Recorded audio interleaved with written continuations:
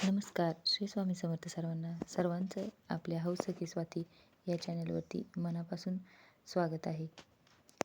कधी विचार केला आहे का, आपली घरची कामं तर रोजचीच असतात, पण आपल्याला ती जरी करावीशी नाही वाटली तरी आपण ती रोज कोणत्या पद्धतीनं करू शकू याचा विचार आपल्या मनात येतोच ना.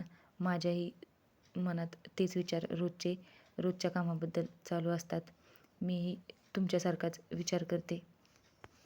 सकाळची देवपूजा, सकाळचा स्वयंपाक सर्व काही आवरलं आणि दुर्वा भक्तीला शाळेत सोडायला निघाले. शाळेत जाताना थोडी आज गडबडच झाली, त्यामुळं जाताना तर खूप भरभर गेलो आम्ही आणि त्यात ऊनही लागत होतं. दुर्वाचं तर असं चालू होतं, मम्मी ऊन लागायला लागले. तसं तिच्या दप्तरात टोपी ठेवलेली असती, पण तिनं ती काढून ठेवली होती. दीदीची होती तर दीदीनं ती डोक्यात घातली होती आणि शाळेत सोडून आले. आणि सध्या पालखीची तयारी चालू आहे. शाळेच्या जवळ माझी एक मैत्रीण राहते, ती भेटली होती. तिचं म्हणणं होतं की घरी चल. मी म्हणलं नको, थोड्या वेळ इथंच बोल. मग तिच्याशी थोडंफार बोलले, त्यामुळं घरी यायला थोडा उशीर झाला. मग आल्यानंतर येताना तर ऊन खूप लागलं होतं, म्हणून आल्यावर थोडा वेळ बसले, पाणी घेतलं आणि म्हणलं आता राहिलेली कामं करावी.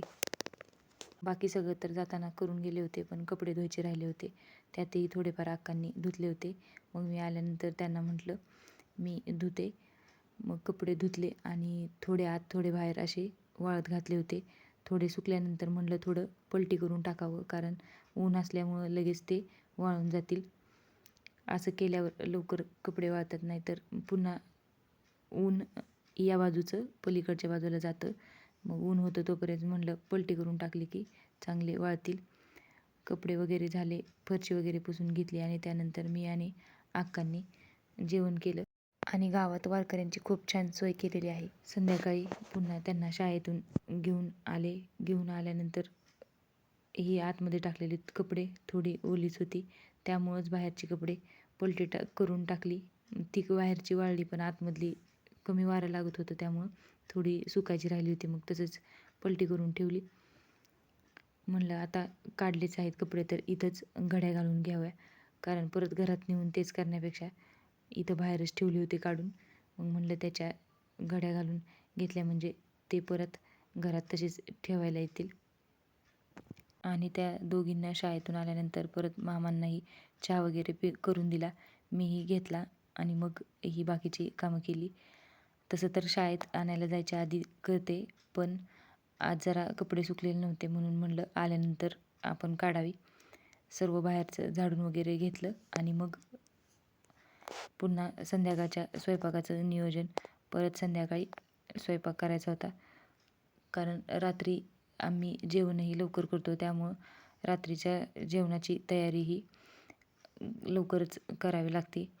कारण आता लाईट ही सारखीच जायला लागली आहे आणि लाईटीच्या भरोश्यावर जर बसलं तर मग काही खरं नाही. त्यामुळं आधीच जरा थोडीफार तयारी केली म्हणजे संध्याकाळी रात्रीचं जेवण बनवताना जास्त गोंधळ होत नाही आणि त्यामुळं स्वयंपाकही लवकर होतो. आणि दुर्वा भक्ती दोघीजणी अभ्यास करत बसल्या होत्या. दीदीला काहीतरी रोमन अंकाचं चालू होतं, किती वाजलेत हे त्या दोघींचं चालू होतं. दुर्वा सांगत होती इतके वाजले की इथं काटा असतो, तिथं असं चालू होतं. आणि दोघींचं असंच चालू असतं, अभ्यास करत करत असा गोंधळही चालू असतो. दुर्वाला तर खूप बोलायला येतं आमच्या. एक विचारलं तर 10 शब्द बोलून रिकामी होती. त्यामुळं सहसा दीदी तिला काही विचारत नाही, पण विचारलं तरी तिचं असं चालू असतं. त्यानंतर अभ्यास झाला आणि हे असलं काहीतरी, हे तर नेहमीच चालू असतं, कारण तिला रिकामं बसूच वाटत नाही. काही ना काही सारखं तिचं चालूच असतं. तिला म्हणलं ना अगं थोडा वेळ राहू दे, तर म्हणते जाऊ दे, मला आवडतं, मी करणार.